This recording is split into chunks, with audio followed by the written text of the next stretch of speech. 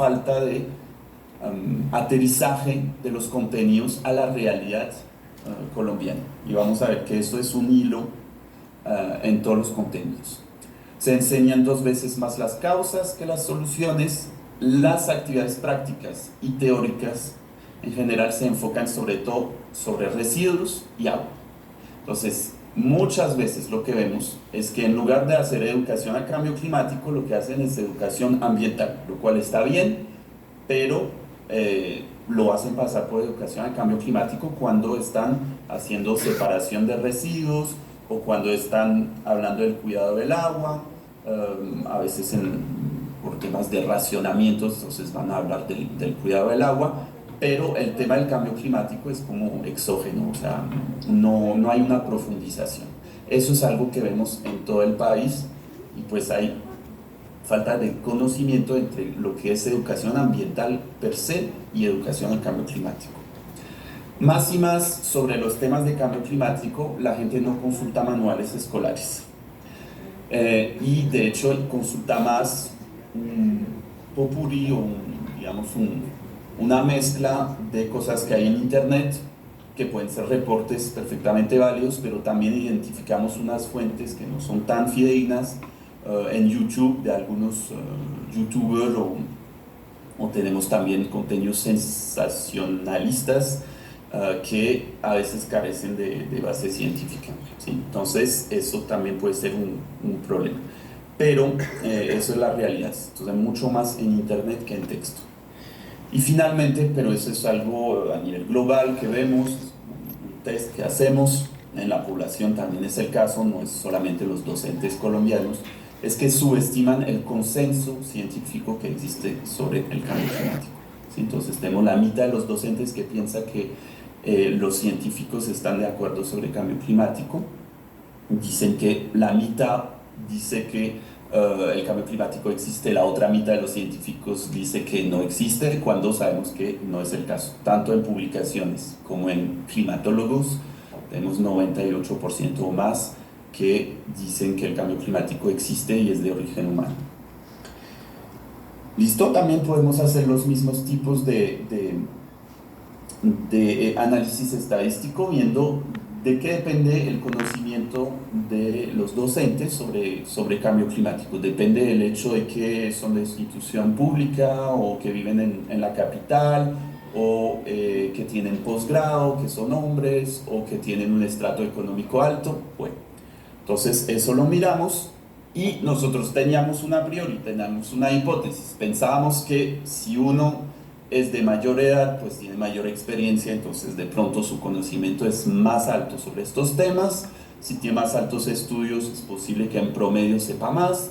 Si tiene una educación centrada en ciencias naturales, es posible que sepa más de cambio climático. Y si vive en la capital o que tiene mayor estrato, es posible que tenga acceso a mayor contenido y conocimiento sobre cambio climático. Pues falso, todo. Realmente todos estos factores, lo podemos ver aquí, por ejemplo. Entonces, por ejemplo, la educación, miren, esto significa que no es significativo, es decir, que si uno tuvo una formación en ciencias naturales, no sabe más en promedio sobre cambio climático. Entonces, eso muestra un problema estructural de formación. Cuando vimos después nos damos cuenta que los docentes no han recibido realmente algo de cambio climático sólido en su formación inicial. Y por eso hemos hecho la formación en cambio climático con las secretarías de educación en el proyecto ALEC. Listo, paso ahora al tercer insumo, que es sobre los manuales escolares. Entonces, básicamente las preguntas eran las siguientes: ¿qué se da a nuestros niños en materia de cambio climático en los manuales escolares? ¿Cuánto hablan de cambio climático? Si esto es válido desde el punto de vista científico, lo que dicen, y sobre qué aspectos se focalizan y sobre qué aspectos no se focalizan tanto, ¿sí? Como para tener una idea. Entonces mi estudiante Diana Bonilla hizo un trabajo absolutamente increíble. Se fue a una biblioteca, afortunadamente tuvimos muchos manuales centrados en este colegio privado. Entonces pudimos tener los 40 manuales de ciencias naturales y ella estuvo leyendo y extrayendo todo lo que tenía que ver con cambio climático, de cerca o de lejos también, ¿sí? Entonces vamos a ver que hay referencias indirectas al tema del cambio climático, como por ejemplo la, el efecto invernadero, por ejemplo el ciclo del carbono, o por ejemplo en la fisiología de animales. Si por ejemplo habla de que una rana está afectada por la temperatura y las temperaturas aumentan, lo cual podría afectar la distribución de la rana, también entra obviamente. Que entonces tuvimos 350 entradas o párrafos relacionados en estos 40 manuales y les voy a presentar los resultados. Aquí en el eje horizontal lo que tienen es cada uno de los 41 manuales y la barra significa el porcentaje de manual dedicado de alguna otra manera a un tema de cambio climático. Entonces tenemos unos manuales que tienen casi que 8%, sea en texto, sea en ilustraciones, en actividades que tienen que ver con cambio climático. Y tenemos algunos, o varios, que tienen 0.05%, o sea, literalmente bastante poquito. En promedio, eso significa que tenemos por manuales escolar en Colombia una página de texto dedicada al cambio climático. Una página de texto dedicada al cambio climático en manuales de ciencias naturales. Bueno, entonces, ¿cuál debería ser el número de páginas? Yo no podría contestar exactamente a esta pregunta, pero podríamos razonablemente pensar que es bastante limitado. Y sobre todo, vamos a ver que hay ciertos problemas con estas páginas. Entonces ven que hay una variabilidad muy grande entre los manuales escolares en términos de cubrimiento del tema. Aquí lo que muestra es el contenido en términos de referencias directas, entonces va a hablar del cambio climático en términos de causas, en términos de impactos o en términos de soluciones, entonces, directamente. Pero tenemos también referencias indirectas, entonces si hablan, como les dije, del ciclo del carbono, si hablan del efecto invernadero, si hablan del cambio climático que ha tenido en el pasado, por ejemplo el último máximo glaciar o la pequeña edad de hielo, que son un poco comunes, pues también lo censamos. ¿Qué observamos? Primero que causas e impactos hay mucho más que el tema de las soluciones. También algo que no está aquí es que hay mucho menos contenido sobre Colombia que sobre contenidos globales. Entonces, todo lo que se trata en los manuales, sobre todo, son temas globales, desafortunadamente. Y se habla mucho de ciclo de carbono, pero no tanto, pues, o sea, hay muchas referencias indirectas, por decirlo así. Y sobre todo, el factor predominante no es claro. Tendría que ser esta barra absolutamente, totalmente azul, es decir, la quema de combustibles fósiles tendría que aparecer como el factor predominante en todos los manuales. Observamos que está en una minoría. A veces lo confunden con contaminación, a veces con deforestación, ven que deforestación está bastante presente, o a veces mezclan. Dicen que hay varios factores humanos y no distinguen un factor principal como lo hace la ciencia. Listo. Miren, esto es muy gráfico, extrajimos justamente lo que vemos en los manuales, aquí obviamente tomé una muestra un poco cherry picking, o sea, muy particular, pero miren lo que dan sobre los impactos del cambio climático en Colombia. Entonces tenemos osos polares, tenemos hielo de mar, eso seguramente está en la Antártida, casas que claramente no son de Colombia, inundadas, y una temperatura global promedio que incluso para en 1989, entonces bastante complicada de aterrizar, y el niño pues sabe que esto no, el problema puede parecer muy lejano, ¿sí? Porque los osos polares pues no existen en Colombia, tenemos otros osos, pero no polares. Entonces eso un poco ilustra, digamos, la falta de especificidad o de aterrizaje del contexto a Colombia. Uno que podría pensar que con el cambio climático que avanza, pues vamos a tener mayor cubrimiento del tema con los años, y también que la complejidad de los contenidos avanza con los grados, es decir, desde grado quinto, no sé, el grado quinto deben tener como 9, 10 años, hasta grado noveno deben tener como 14, 15 años, la complejidad o el contenido de cambio climático aumenta porque es un tema complejo, entonces de pronto pues es la hipótesis. Pues todo lo contrario nuevamente. Entre los manuales alrededor de los años 2000 y de los años 2010, el número de contenidos, el número de palabras sobre cambio climático bajó significativamente. Y ven que no hay un crecimiento del contenido en función del grado, ¿sí? Incluso es casi que al contrario. Listo, entonces no se estudia más el cambio climático en los manuales, y no de manera más compleja. Incluso para los que conocen, hicimos una taxonomía de Bloom, entonces analizamos si los párrafos eran más o menos complejos, entonces le dimos un score y pudimos ver que en función del periodo de publicación la complejidad es menor, o sea, se ha bajado en términos de complejidad como hace 10 años y hay una gran variabilidad entre las editoriales. ¿Sí? Entonces eso es lo que queremos trabajar con las editoriales también para mejorar los contenidos. Finalmente, lo que hicimos acá es para cada manual, aquí en eje horizontal, evaluar la validez y la incertidumbre. Es decir, si la afirmación, y les voy a dar inmediatamente un ejemplo, si la afirmación de los párrafos de cambio climático era válido frente a la ciencia, o si también no introducía demasiadas dudas. Van a entender exactamente lo que les estoy contando. Pero en general tenemos 30% de manuales que sí tienen por lo menos una inexactitud o una confusión, y 10% está sustancialmente desalineado con la literatura científica. Aquí quiero insistir que Colombia está más o menos en los promedios. Este tipo de estudios se han hecho solo en 12 países a nivel global y está mejor que en Estados Unidos, donde tenemos unos manuales claramente climato-escépticos, ¿no? Con negacionismo climático. En Colombia no es el caso, sobre todo confusión.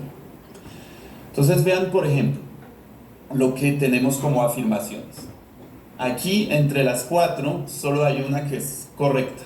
Las otras tienen algún grado de invalidez. El dióxido de carbono producido por los incendios forestales aumenta la capa de gases y esto provoca el efecto invernadero. El cambio climático es una característica natural de la Tierra, pero antes, así está escrito, sus efectos podían asimilarse porque los ecosistemas migraban moviéndose en latitud o altitud a medida que cambiaba el clima.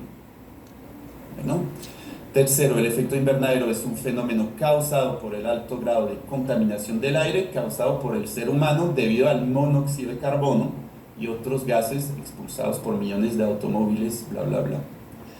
Y cuarto, hoy en día es ampliamente aceptado que las actividades humanas contribuyen al calentamiento global del planeta, especialmente debido a la acumulación de gases en la atmósfera como el CO2. Bueno, resulta, no tengo mucho tiempo, entonces les voy a dar la respuesta, que esto es correcto. El resto, aquí por ejemplo tenemos un error porque el efecto invernadero no está causado solo por los incendios forestales. Aquí pues uno tiene que leerlo 5 veces, ni siquiera un climatólogo lo entiende muy bien, entonces para un niño debe ser bastante complicado, y ponen entre comillas, o sea, es bastante confuso. Supone que los ecosistemas migraban antes, pero que ahora no pueden migrar, lo cual no es correcto. Y aquí identifican el monóxido de carbono, que no es el gas que causa el efecto invernadero, es el dióxido de carbono. ¿Vale? Entonces, esas son cosas que vemos en los manuales escolares. Entonces, obviamente aquí tendrían un score negativo de validez y aquí sí. ¿Okay? Es así como procedimos. Miren ahora la duda. Obviamente hay incertidumbres que transmiten los científicos, hay un rango dentro de las proyecciones, ¿vale? Pero van a ver que la misma afirmación puede decirse de varias maneras, introduciendo o no dudas. Si yo les digo, según las estimaciones de unos pocos científicos, se espera que la temperatura aumente de 3 a 6 grados este siglo, no es lo mismo que decir, eh, si no mitigamos el cambio climático, la temperatura aumentará de 3 a 6 grados este siglo.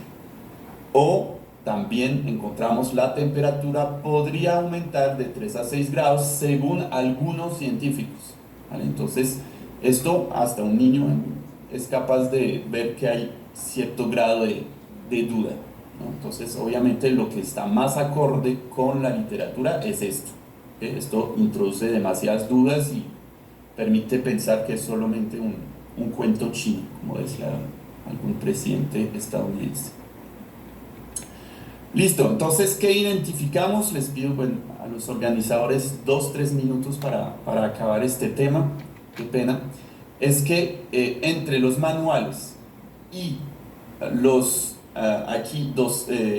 entre los docentes jóvenes y los manuales tenemos un problema estructural que es el hecho de que no identifican correctamente las causas del cambio climático, ¿sí? Entonces hay una falta de capacitación sobre estos temas y pues estamos trabajando en ello. Listo, no voy a tener, creo, tiempo para presentarles, digamos, toda la revisión sistemática, pero les invito a leer los resultados. Les voy a dar algunos mensajes de esta revisión sistemática. No tenemos publicaciones sobre efectividad de la educación al cambio climático en Colombia, en Perú o en países tropicales en general, aunque el tema se esté desarrollando más y más. ¿Qué observamos en general? Y voy a detenerme sobre esta figura. En general, estudian más los temas de conocimiento y funciona, eso es lo que dice la barra gris, ¿sí? En general, cuando hacemos una educación al cambio climático, observamos resultados positivos sobre el conocimiento. Bueno, eso es lo que esperamos, sobre la concientización. Pero ven que las barras son mucho más chiquitas cuando vamos hacia la intención de actuar o el actuar mismo o las emociones o los hábitos, y que es como cuando el comportamiento se vuelve costumbre. Aquí no tenemos casi investigaciones sobre cómo la educación al cambio climático está provocando cambios de hábitos. Eso necesita cortes, necesita varios años y lastimosamente hay muy pocos. Y finalmente hay muy pocos estudios en adaptación al cambio climático. Una población isleña, una población que está afectada por incendios forestales o en áreas rurales o de países en desarrollo, tenemos un vacío. Entonces la invitación es a hacer investigación educativa también en cambio climático, porque sabemos que hay muchos docentes que dan educación al cambio climático. Lo que hay que hacer es de pronto conectar con algún investigador de una universidad, y hay muchas metodologías que se pueden implementar para ver qué funciona más en el caso de Perú, que de pronto es muy diferente a lo que puede pasar en Colombia. Algunas últimas consideraciones que hemos visto a nivel global. Hay muchas confusiones entre efecto invernadero y cambio climático. Hay muchas confusiones entre agujero en la capa de ozono y cambio climático. Hay muchas confusiones entre contaminación atmosférica y cambio climático. Eso es universal, o sea, lo hemos visto en todos los países donde se ha publicado cosas así. Lo hemos visto hasta en los manuales escolares. Segundo, resultados que vimos. Cuando se fortalece la empatía con la naturaleza desde muy chiquito, en general, hay mayor conocimiento o mayor comportamiento, digamos, que a largo plazo se relaciona con la lucha contra el cambio climático. Finalmente, vimos que hay unas emociones que no son buenas de transmitir con el tema del cambio climático, y yo me incluyo, que pues yo doy climatología básica avanzada, y es la emoción del miedo, ¿no? El miedo paraliza, y eso es algo que hemos visto en en la literatura. Entonces toca presentar siempre la realidad de las cosas, pero cómo se podría también actuar frente a eso, a pequeña escala, porque si lo hacemos a gran escala, también desmoviliza. ¿Sí? Entonces eso es como un mensaje de la literatura. La competencia en los juegos o en las actividades prácticas también paralizan en términos de resultados frente a comportamientos de lucha contra el cambio climático. Eso es lo que quería decir. Podemos hablar en la discusión más de estos temas si lo consideran. Quisiera agradecer pues, el pregrado en Ciencias del Sistema Tierra y el proyecto ALEC por permitirme hacer estas investigaciones. Muchas gracias.